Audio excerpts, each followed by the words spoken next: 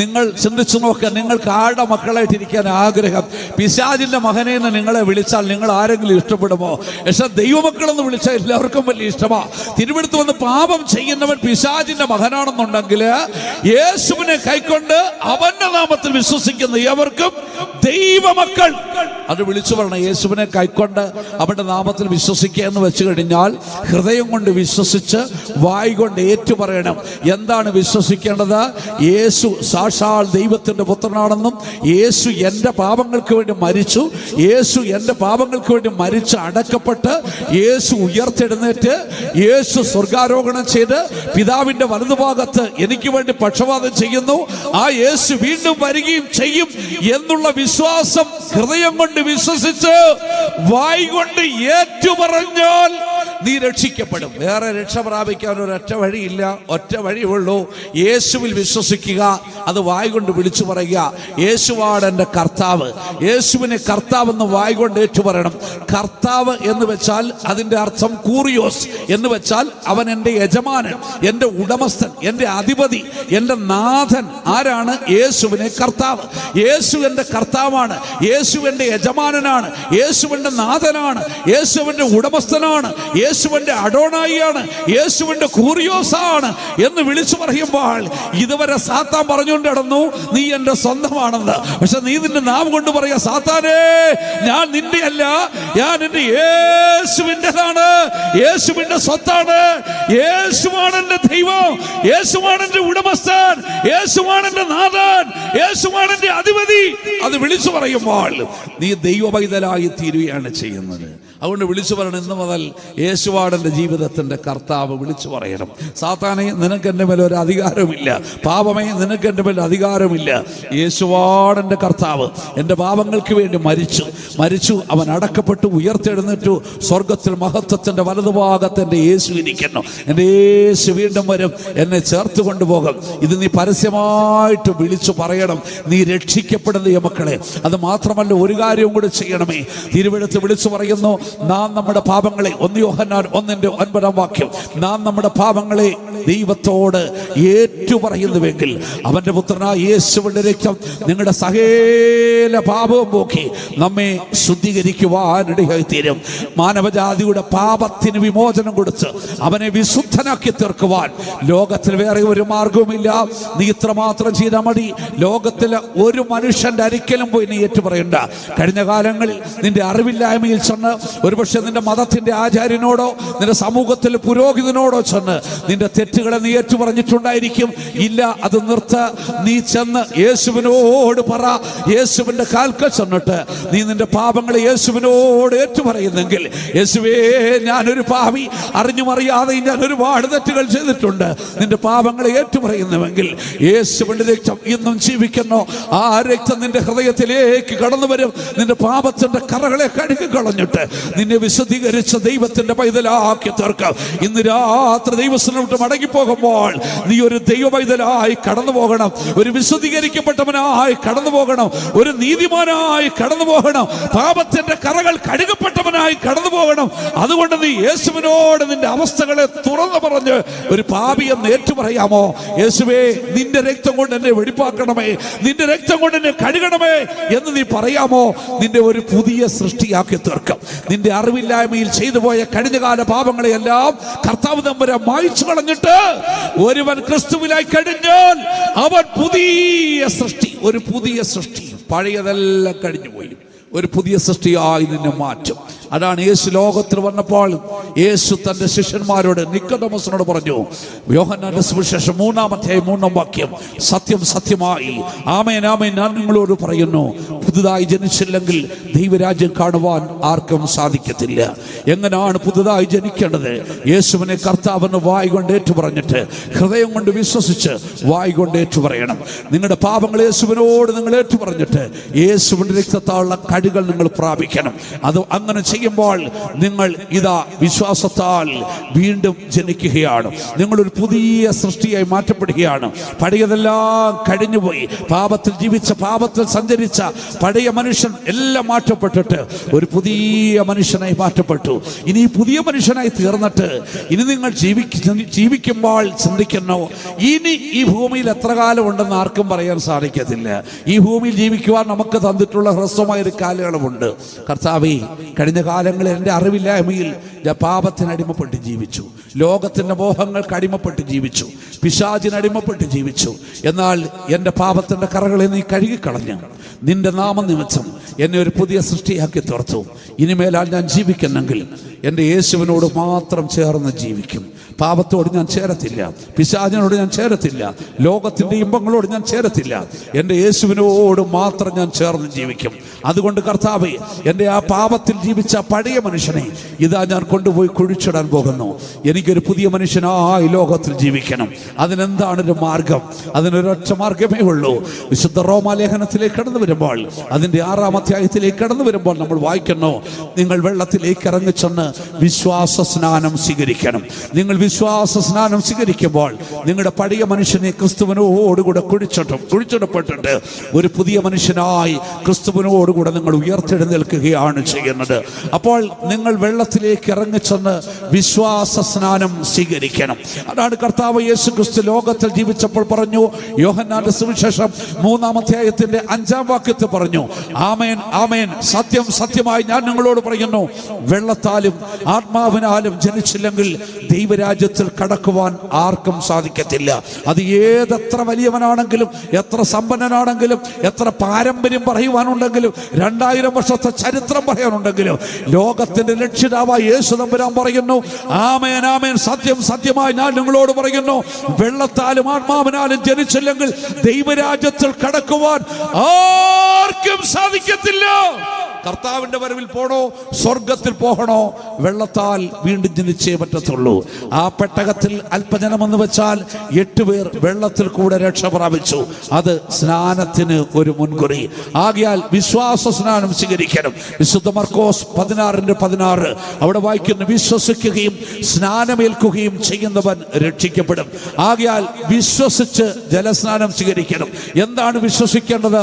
യേശു ദൈവപുത്രനാണെന്ന് വിശ്വസിച്ച്, ഞാനൊരു പുതിയ സൃഷ്ടിയായി തീർന്നുവെന്ന് വിശ്വസിച്ചിട്ട് ജലസ്നാനം സ്വീകരിക്കണം. നമ്മുടെ കർത്താവ് യേശു ക്രിസ്തു തന്റെ 30-ാമത്തെ വയസ്സിൽ യോർദാൻ നദിയിൽ യോഹന്നാന്റെ കൈക്കീഴിലേക്ക് ഇറങ്ങി ചെന്നിട്ട് അവൻ മുടികൾ സ്നാനം സ്വീകരിച്ചതുപോലെ പരിശുദ്ധാത്മാവിന്റെ അഭിഷേകം പ്രാപിച്ച ഒരു അഭിഷിക്ത ശുശ്രൂഷകന്റെ കൈക്കീഴിലേക്ക് വെള്ളത്തിലേക്ക് ഇറങ്ങി ചെന്നിട്ട് ഒരു മുടികൾ സ്നാനം, ആ പഴയ മനുഷ്യനെ കുഴിച്ചിട്ടിട്ട് ഒരു പുതിയ മനുഷ്യനായി നിങ്ങൾ വീണ്ടും ജനിച്ച് പുറത്തേക്ക് വരികയാണ്.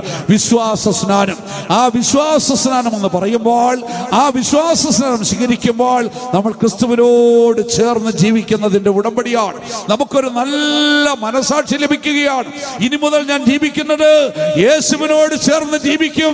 എന്റെ പാപത്തിൽ ജീവിച്ച പഴയ മനുഷ്യൻ ഇതാ ക്രിസ്തുവിനോടുകൂടെ കുഴിച്ചിടപ്പെട്ടിരിക്കുന്നു. സെന്റ് അഗസ്റ്റിനെ കുറിച്ച് നിങ്ങൾ കേട്ടിട്ടുണ്ടായിരിക്കും. സെന്റ് അഗസ്റ്റിൻ ഒരു കാലത്ത് പാപത്തിൽ ജീവിച്ച മനുഷ്യനാണ് സെന്റ് അഗസ്റ്റിൻ. ലോകത്തുള്ള സകല തിന്മകളും ചെയ്തിട്ടുണ്ട്. വേശ്യമാരോടുകൂടെയാണ് ജീവിച്ചത്. എന്നാൽ താൻ രക്ഷിക്കപ്പെട്ടു. താൻ സ്നാനം സ്വീകരിച്ചു, ദൈവവൈതലായി തീർന്നു. ഒരിക്കൽ താൻ തന്റെ പട്ടണത്തിലൂടെ നടന്നു പോകുമ്പോൾ ഒരു കാലത്ത് തന്നോടുകൂടെ പാപം ചെയ്തൊരു സ്ത്രീ അഗസ്ത്യൻ നടന്നു പോകുന്നത് കണ്ടു. അഗസ്റ്റിനെ കണ്ടിട്ട് വിളിച്ചു, അഗസ്ത്യൻ. അഗസ്റ്റിനെ കണ്ടിട്ട് വിളിച്ചു, അഗസ്ത്യൻ വിളിച്ചു. അഗസ്ത്യൻ നോക്കിയപ്പോഴേ എവളാണ്. അഗസ്ത്യൻ കണ്ടപെട്ട് കാണിച്ചില്ല, മുന്നോട്ട് നടന്നുപോയി. വീണ്ടും വിളിച്ചു, അഗസ്ത്യൻ. അവൻ കേട്ടപെട്ട് കാണിച്ചില്ല, മുന്നോട്ട് പോയി. ഈ സ്ത്രീ ഓടി അഗസ്ത്യന്റെ മുമ്പിൽ വന്നിട്ട് ചോദിച്ചു, അഗസ്ത്യൻ അല്ലേ? അഗസ്ത്യൻ പറഞ്ഞു, സംഭവം അറിഞ്ഞില്ലേ? എന്ത് പറ്റി? അഗസ്ത്യൻ മരിച്ചുപോയി. പിന്നെ നിങ്ങളോ? നിന്നോട് കൂടെ പാപം ചെയ്ത് ജീവിച്ച പഴയ അഗസ്ത്യൻ മരിച്ചുപോയി. ഇത് ക്രിസ്തുവിനോടുകൂടെ ചേർന്ന് ജീവിക്കുന്ന പുതിയ അഗസ്ത്യനാണ്. ഈ അഗസ്ത്യന് നിന്നോട് ഒരു ബന്ധവുമില്ല, എന്നെ വിട്ടു പോകാൻ പറഞ്ഞു. എന്നെ കേൾക്കുന്ന ദൈവമക്കളെ, പാപത്തിൽ ജീവിച്ച പഴയ അഗസ്ത്യൻ, ആ പഴയ സ്വഭാവം, പഴയ മനുഷ്യൻ കുഴിച്ചിടപ്പെട്ടു. ഇത് ഒരു പുതിയ സൃഷ്ടിയായി നമ്മൾ വിശ്വാസ സ്നാനത്താൽ യേശു ക്രിസ്തുവിനോട് ചേർന്ന് ഒരു പുതിയ മനുഷ്യനായി ലോകത്തിൽ ജീവിക്കുന്നു.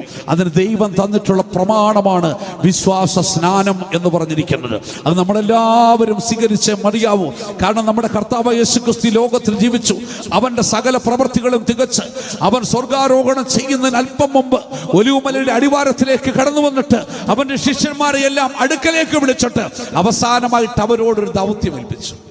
ഞാൻ പോകുന്നു, നിങ്ങൾ പോകുകയും സകല സൃഷ്ടികളോടും ദൈവരാജ്യത്തിന്റെ സുവിശേഷം പ്രസംഗിക്കണം. വിശ്വസിക്കുന്നവരെ പിതാവിൻ്റെയും പുത്രന്റെയും പരിശുദ്ധാത്മാവിന്റെ നാമത്തിൽ സ്നാനം കഴിപ്പിക്കണം. ഭൂതങ്ങളെ പുറത്താക്കണം, രോഗികളെ സൗഖ്യമാക്കണം. ഇത് പറഞ്ഞ് ധർമ്മനാഥന്റെ പുണ്യപാദങ്ങൾ ഒലിവുമലയുമായിട്ടുള്ള ബന്ധം വിടർത്തി ആകാശമേഘങ്ങളിലേക്ക് എടുക്കപ്പെട്ടു. ശിഷ്യന്മാർ മേലോട്ട് നോക്കുമ്പോൾ ഒരു മേഘം വന്നവനെ മൂടി, പിന്നെ അവനെ കണ്ടില്ല. അരിമനാഥൻ അവസാനമായി കൊടുത്ത സന്ദേശം, നിങ്ങൾ പോയി മുഴു ലോകത്തിലോടും സുവിശേഷം പ്രസംഗിച്ചിട്ട് വിശ്വസിക്കുന്നവരെ പിതാവിൻ്റെയും പുത്രന്റെയും പരിശുദ്ധാത്മാവിൻ്റെയും നാമത്തിൽ സ്നാനം കഴിപ്പിക്കണം. വെള്ളത്തിൽ നിന്ന് ജനിക്കണം. രാത്രി എത്ര ദൈവമക്കൾ ഇവിടെ ഇരിക്കുന്നു? ഇവിടെ ഇരിക്കുന്ന വെള്ളത്തിൽ നിന്ന് ജനിക്കുവാൻ ഭാഗ്യം ലഭിച്ച ദൈവമക്കൾ കരങ്ങളുയർത്തി ശക്തിയോടെ ഒരു ഹല്ലേലൂയ വിളിക്കട്ടെ. ഈ അനുഭവം പ്രാപിക്കാത്ത ആരെങ്കിലും ഇവിടെ ഇരിക്കുന്നെങ്കിൽ ഈ കൺവെൻഷന്റെ നടുവിൽ നിങ്ങൾ സമർപ്പിക്കണം. കർത്താവേ, ഞാനൊരു പുതിയ മനുഷ്യനായി തീരുവാൻ വെള്ളത്തിൽ നിന്ന് ജനിക്കുവാൻ തീരുമാനിക്കുന്നു, വിശ്വാസ സ്നാനം സ്വീകരിക്കുവാൻ തീരുമാനിക്കുന്നു. യേശു പറഞ്ഞു വെള്ളത്തിൽ നിന്നും ജനിക്കണം.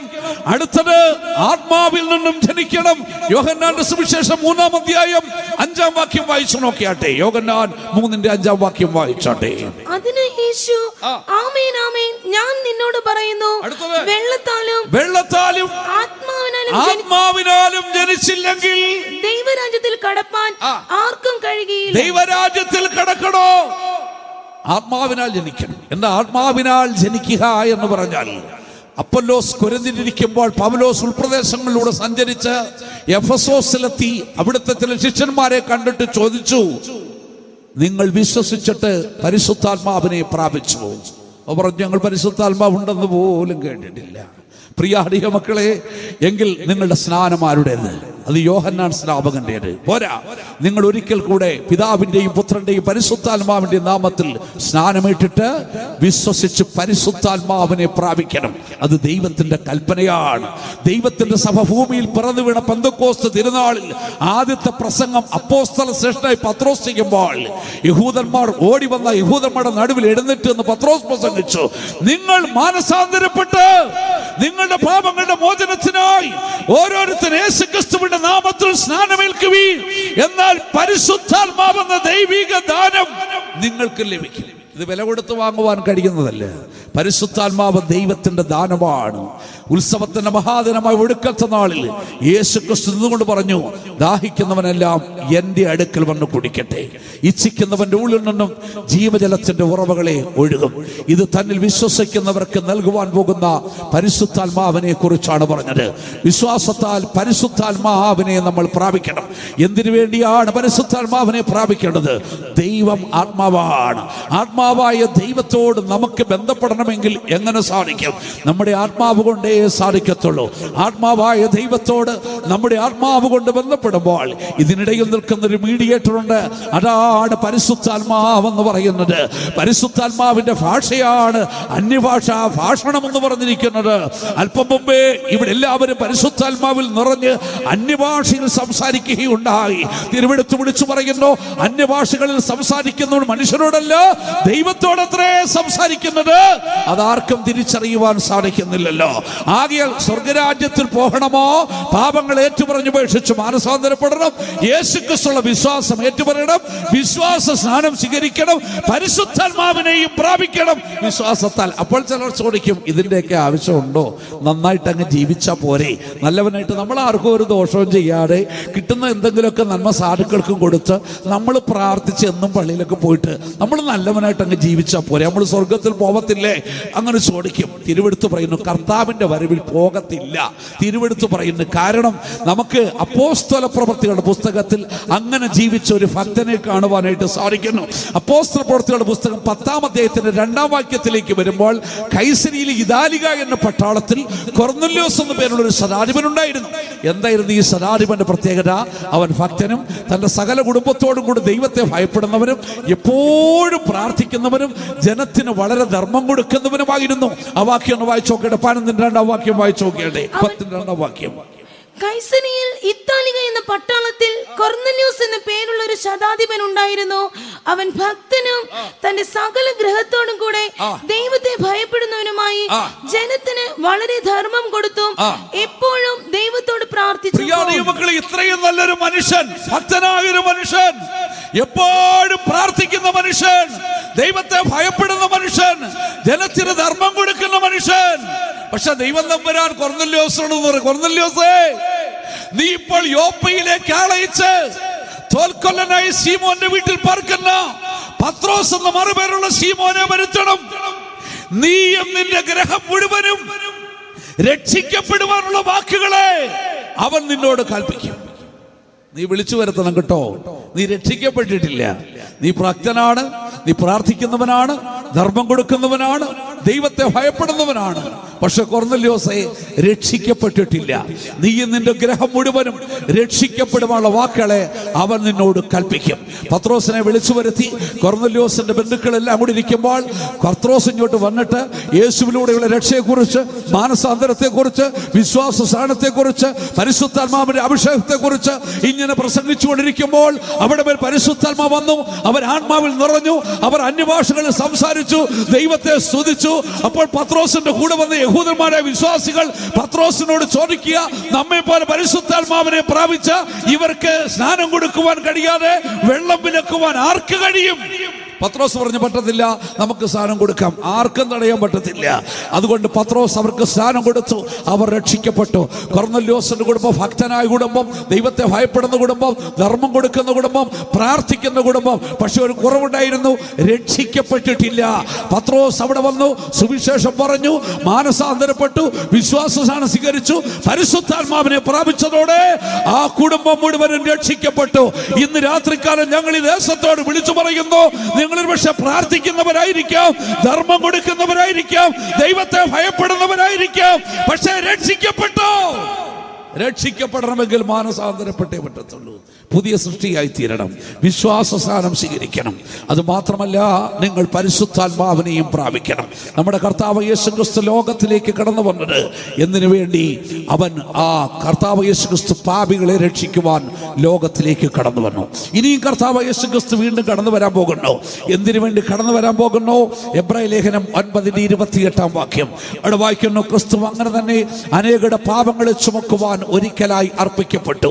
തനിക്ക് വേണ്ടി കാത്തു നിൽക്കുന്ന തന്റെ ഭക്തന്മാരെ ചേർക്കുവാൻ യേശു ക്രിസ്തു രണ്ടാമതും പ്രത്യക്ഷനാകും. യേശു രണ്ടാമതും വരാൻ പോകുന്നു. എന്തിനു വേണ്ടി? തനിക്ക് വേണ്ടി ആകാംക്ഷയോടെ കാത്തു നിൽക്കുന്ന തന്റെ ഭക്തന്മാരെ ചേർക്കുവാൻ യേശു കടന്നു വരാൻ പോകുന്നു. കഴിഞ്ഞ രാത്രിയിൽ ഞാൻ അതിനെക്കുറിച്ച് വിശദമായിട്ട് അല്പം കാര്യങ്ങൾ സംസാരിക്കുകയുണ്ടായി. നമ്മുടെ കർത്താവ് യേശു ക്രിസ്തു കടന്നു വരുന്നു. ആരെ ചേർക്കുവാൻ? തനിക്ക് വേണ്ടി ആകാംക്ഷയോടെ കാത്തു നിൽക്കുന്ന ഒരു കൂട്ടം ഭക്തന്മാരുണ്ട്. ഈ സുൽത്താൻ ബത്തേരി പട്ടണത്തിലും ഇതിന്റെ പ്രാന്തപ്രദേശങ്ങളിലും കർത്താവ് യേശു ക്രിസ്തുവിന്റെ മടങ്ങിവരവിന് വേണ്ടി ആകാംക്ഷയോടെ കാത്തു നിൽക്കുന്ന ഭക്തന്മാരുണ്ടെങ്കിൽ അവരെ ചേർക്കുവാൻ യേശു കടന്നു വരുവാൻ പോകുന്നു. അവരുടെ രക്ഷയ്ക്ക് വേണ്ടി യേശു കടന്നു വരും. കർത്താവ് വന്ന് രക്ഷിക്കും. എങ്ങനെയാണ് രക്ഷിക്കുന്നത്? കർത്താവ് യേശു ക്രിസ്തു ഒരിക്കൽ ലോകത്ത് വന്നു, നമ്മെ രക്ഷിച്ചു, വീണ്ടെടുത്തു. എങ്ങനെ വീണ്ടെടുത്തു? നമ്മുടെ പാപത്തിൽ നിന്ന് വീണ്ടെടുത്തു, നമ്മുടെ അകൃത്യത്തിൽ നിന്ന് വീണ്ടെടുത്തു, നമ്മുടെ അതിക്രമത്തിൽ നിന്ന് വീണ്ടെടുത്തു, നമ്മുടെ പാരമ്പര്യങ്ങൾ നമ്മളെ വീണ്ടെടുത്തു, സാത്താന്റെ അധികാരത്തിൽ നിന്ന് വീണ്ടെടുത്തു, പാതാളത്തിന്റെ അധീനതയിൽ നിന്ന് വീണ്ടെടുത്തു, വ്യർത്ഥമായ പാരമ്പര്യങ്ങളിൽ നിന്ന് വീണ്ടെടുത്തു. ഇനി കർത്താവ് ഒരിക്കൽ കൂടെ വരുന്നു. എന്തിനു വേണ്ടി? നമ്മുടെ ശരീരത്തിന്റെ വീണ്ടെടുപ്പിന് വേണ്ടി. ഈ ദ്രവത്വമുള്ള ശരീരത്തെ അദ്രവത്വമുള്ള ദൈവത്തിന്റെ ശരീരത്തോട് അനുരൂപമാക്കി മാറ്റി ദൈവപുത്രന്മാരാക്കി നമ്മെ ചേർക്കുമ്പോൾ യേശു വീണ്ടും വരുന്നു. കർത്താവ് വരുന്നത് നമ്മെ ശരീര വീണ്ടെടുപ്പിലൂടെ ദൈവപുത്രന്മാരാക്കി തീർക്കുവാനാണ്, ദൈവദൂതന്മാർക്ക് തുല്യരാക്കി നമ്മെ മാറ്റുവാനാണ്. ആകെ രക്ഷിക്കപ്പെട്ട ദൈവമക്കളെ, വീണ്ടെടുക്കപ്പെട്ട ദൈവമക്കളെ, യേശു വരുന്നു. നമ്മുടെ ശരീരത്തിൽ നിന്ന് വീണ്ടെടുത്ത് നമ്മളെ തേജസ്വരൂപികളാക്കി തീർക്കുവാൻ വേണ്ടി കർത്താവ് കടന്നു വരുന്നു. അതിന്റെ ലക്ഷണങ്ങളെല്ലാം ലോകത്ത് കണ്ടു തുടങ്ങി. പ്രിയ ദൈവമക്കളെ, കാലം ഇനി അധികം ഇല്ല കേട്ടോ. ഈ ലോകം ഈ അവസ്ഥ മുന്നോട്ട് അധികാരം പോകുമെന്ന് ചിന്തിക്കരുതേ. നമുക്കറിയാമല്ലോ, ഈ നൂറ്റാണ്ടിൽ ജീവിച്ച ലോകം കണ്ട ഏറ്റവും വലിയ ശാസ്ത്രജ്ഞനാണ് സ്റ്റീഫൻ ഹോക്കിങ്. സ്റ്റീഫൻ ഹോക്കിങ് മരിക്കുന്ന ഈ അടുത്ത കാലത്താണ് മരിച്ചത്. രണ്ടാം ആൽബർട്ട് ഐൻസ്റ്റീൻ എന്നാ പറഞ്ഞത്. താൻ മരിക്കുന്ന അല്പം ചില വർഷങ്ങൾക്ക് മുമ്പ് താൻ നടത്തിയ ഗവേഷണ നിരീക്ഷണ പരീക്ഷണങ്ങളുടെ ഫലമായിട്ട് താൻ ചില പ്രവചനങ്ങൾ നടത്തി. താൻ പറഞ്ഞതായ കാര്യങ്ങൾ എന്തൊക്കെയാണെന്നറിയാമോ? ഒന്നാമത് താൻ പറഞ്ഞത് ഈ ഭൂമിയിൽ ഒരു 200 വർഷത്തിനപ്പുറത്ത് മനുഷ്യാധിവാസ യോഗ്യമല്ല. ഒരു 200 വർഷം കൂടെ മാത്രമേ ഈ ഭൂമി മനുഷ്യന് വാസിക്കുവാൻ കൊള്ളത്തുള്ളൂ. രണ്ടാമത് താൻ പറഞ്ഞു ഒരു 100 വർഷത്തിനപ്പുറത്ത് മനുഷ്യൻ മറ്റേതെങ്കിലും ഒരു ഗ്രഹത്തിലേക്ക് മാറുന്നതിനെ കുറിച്ച് ചിന്തിച്ചോളണം. മൂന്നാമതാൻ പറഞ്ഞു ഒരു 600 വർഷം കഴിയുമ്പോൾ ഈ ഭൂമി ചുട്ടരിക്കപ്പെടും. വീണ്ടും താൻ പറഞ്ഞു 1000 വർഷത്തിനപ്പുറത്ത് സൂര്യൻ ഈ നിലവാരത്തിൽ ജ്വലിച്ചുകൊണ്ട് നിൽക്കുവാൻ സാധിക്കത്തില്ല. ഇത് സ്റ്റീഫൻ ഹോക്കിങ്ങിന്റെ വാക്കുകളാ. താനൊരു വിശ്വാസിയല്ലേ, താനൊരു യുക്തിവാദിയാണ്, താനൊരു നിരീശ്വരവാദിയാണ്. എന്നിട്ട് പറയുകയാണ് ഈ ഭൂമി ഒരു 100 വർഷവും കൂടെ മനുഷ്യന് വസിക്കാൻ കൊള്ളത്തുള്ളൂ. അല്ല, ഒരു 200 വർഷവും കൂടെ മനുഷ്യന് വസിക്കാൻ കൊള്ളത്തുള്ളൂ. 100 വർഷത്തിനപ്പുറത്ത് മറ്റൊരു ഗ്രഹത്തിലേക്ക് മാറുന്നതിനെ കുറിച്ച് ചിന്തിക്കണം. 600 വർഷങ്ങൾക്ക് അപ്പുറത്ത് ഇത് ചുട്ടരിക്കപ്പെടും. 1000 വർഷം കഴിയുമ്പോൾ സൂര്യന്റെ അവസ്ഥയ്ക്ക് മാറ്റം സംഭവിക്കും. ഇത് സ്റ്റീഫൻ ഹോക്കിംഗ് വെറുതെ വിളിച്ചു പറഞ്ഞതല്ല. അതിന് പ്രധാനമായിട്ട് 6 കാരണങ്ങളുണ്ട്. അതിൽ ഒന്നാമത്തെ കാരണം കാലാവസ്ഥയുടെ വ്യതിയാനങ്ങൾ. കഴിഞ്ഞ രാത്രി ഞാൻ ഓർപ്പിച്ചല്ലോ, കാലാവസ്ഥ വ്യതിയാനങ്ങൾ. 2, മാരകമായ പുതിയ വൈറസുകൾ ലോകത്തിലേക്ക് കടന്നു വരും. ഈ പ്രവചനം സ്റ്റീഫൻ ഹോക്കിംഗ് പ്രവചിച്ച് കഴിഞ്ഞിട്ടാണ് ഈ കൊറോണ വൈറസ് ലോകത്തിലേക്ക് വന്ന് ലക്ഷക്കണക്കിന് ആൾക്കാരെ ഭൂമുഖത്ത് നിന്ന് മാറ്റിക്കളഞ്ഞത്. ഇനിയും മാരകമായ വൈറസുകൾ ലോകത്തിലേക്ക് കടന്നു വരും. 3, മനുഷ്യൻ ഒരുക്കി വെച്ചിരിക്കുന്ന ആറ്റം ബോംബുകൾ. 4, ആർട്ടിഫിഷ്യൽ ഇന്റലിജൻസ് അഥവാ റോബോട്ടുകൾ. എന്ന് വെച്ചാൽ മനുഷ്യന്റെ സ്ഥാനത്ത് സൈന്യത്തിൽ പോലും റോബോട്ടുകൾ മനുഷ്യനെ ഭരിക്കുന്ന കാലഘട്ടം വരും. Artificial intelligence. 4, ഭൂമിയെ ഏത് സമയത്തും വന്ന് തകർക്കുവാൻ സാധ്യതയുള്ള ഒരു ചിഹ്നഗ്രഹം. അവസാനമായി താൻ പറയുന്നു, ഏതെങ്കിലും അന്യഗ്രഹത്തിൽ കുടിയിരിക്കുന്നതായ ജീവികളുണ്ടെങ്കിൽ അന്യഗ്രഹത്തിൽ നിന്ന് ഭൂമിയെ കടന്നു വന്ന് ആക്രമിച്ചാൽ ഇതിന്റെ വിനാശത്തിന് കാരണമായി തീരും. ഇതെല്ലാം വെച്ചുകൊണ്ട് സ്റ്റീഫൻ ഹോക്കിംഗ് പറയുകയാണ് ഈ ഭൂമിയുടെ അവസ്ഥ ഒരിക്കലും സ്ഥിരമല്ല, ഇത് നശിക്കാൻ പോവുകയാണ്. തിരുവെടുത്ത് അത് തന്നെ പറയുന്നത്, ആകാശം ചുട്ടരിക്കപ്പെടും. വിശുദ്ധ പത്രോസ് പറഞ്ഞു മൂലപദാർത്ഥങ്ങൾ കത്തിയടിയും, ഭൂമിയും അതിന്റെ പണികളും വെന്തുപോകും. പക്ഷേ നമുക്കൊരു പ്രത്യാശയുണ്ട്, ഇതൊക്കെ സംഭവിക്കും മുമ്പ് നമ്മെ രക്ഷിക്കുവാൻ നമ്മുടെ യേശു വെളിപ്പെടും. ഇന്ന് രാത്രി എത്ര മക്കളുടെ ഹൃദയത്തിൽ പ്രത്യാശയുണ്ട്. നമുക്ക് നമ്മുടെ കണ്ണുകൾ അടയ്ക്കാം, മുഴങ്കാലുകൾ മടക്കാം, ഒരു നിമിഷം ഹൃദയത്തെ സമർപ്പിച്ചു കൊടുത്താട്ട് തിരുവെടുത്തുള്ള മനോഭീതിയുള്ളവരോട് നിങ്ങൾ ഭയപ്പെടേണ്ട, ധൈര്യമായിട്ടിരിപ്പീൻ. ഇതാ നിന്റെ ദൈവം, അവൻ വന്ന് രക്ഷിക്കും. ഇന്ന് രാത്രിക്കാലം ദിവസം കടന്ന ദൈവമക്കളെ, ഏത് പ്രശ്നത്തോടെയാണ് നിങ്ങൾ കടന്നു വന്നത്? നിങ്ങളുടെ പ്രശ്നം ആത്മീകമാണോ ഭൗമികമാണോ ഏത് വിധത്തിലുള്ളതാണോ? ഇന്ന് രാത്രി നിങ്ങൾ ഇവിടം വിട്ടു പോകുമ്പോൾ നിങ്ങളുടെ പ്രശ്നങ്ങൾക്കൊരു പരിഹാരം പ്രാപിച്ച് കടന്നു പോകണം, ഒരു വിടുതൽ പ്രാപിച്ച് മടങ്ങി പോകണം.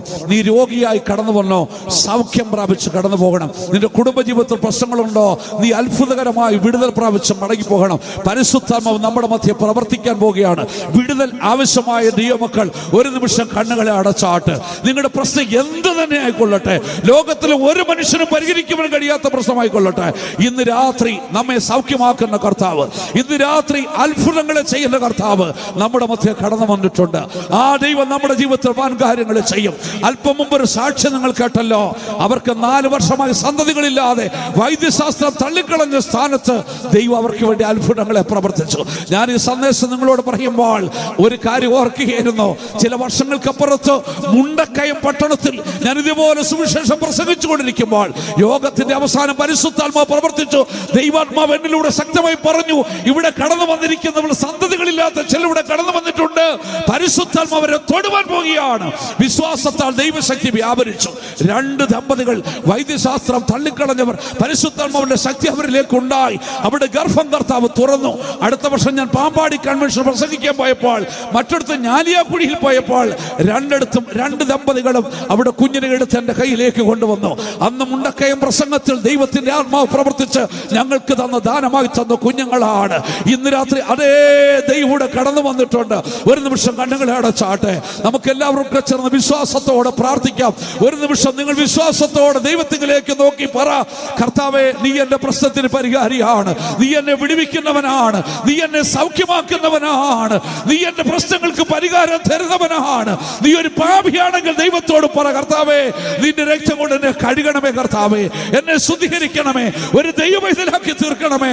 നീ പ്രത്യാശയോടെ ഇരിക്കുന്ന ഹൃദയത്തിൽ പറ, ആമേൻ കർത്താവേ, കർത്താവ് യേശുവേ വരണമേ. ആരും മൗനമായിട്ടിരിക്കാതെ എല്ലാ വായുകളും തുറന്ന് ദൈവത്തോട് പ്രാർത്ഥിക്കുന്നെങ്കിൽ ഇന്ന് രാത്രി ദൈവത്തിന്റെ രക്ഷയെ നിനക്ക് കാണുവാൻ നിന്റെ കണ്ണുകൾക്ക് ഭാഗ്യം തരും. ദൈവത്തിന്റെ അത്ഭുതങ്ങളെ കാണുവാൻ എന്റെ ജീവിതത്തിൽ എത്രയോ അത്ഭുതങ്ങൾ നിങ്ങളോട് ഞാൻ പങ്കിട്ട് കഴിഞ്ഞു. എന്നെ രക്ഷിച്ച ദൈവം, എന്നെ സൗഖ്യമാക്കിയ ദൈവം, എന്നെ വിടുവിച്ച ദൈവം നിങ്ങളെയും തൊടുവാൻ ശക്തനാണ്. നമുക്ക് ആ പാട്ട് ഒരിക്കൽ കൂടെ പാടാം.